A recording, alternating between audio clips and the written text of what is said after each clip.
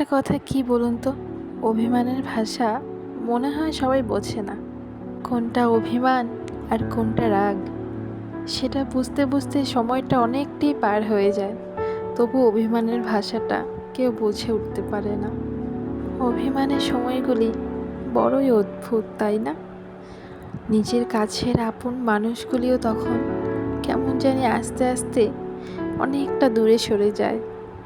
তখন অভিমানের পাহাড়টা ক্রমশই এতটাই পাহাড়ের মতো উঁচু হয়ে যায় যে একটা সম্পর্ক বিচ্ছেদ পর্যন্ত হয়ে যায়।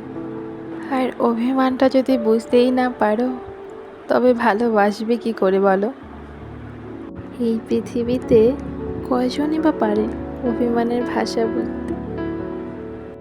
আর যদি এরকম মানুষ পেয়েও থাকো যে তোমার অভিমানটিকে সহজেই বুঝে যায়, তবে তাকে নিজের কাছে ধরে রাখো, তাকে হারিয়ে যেতে দিও না।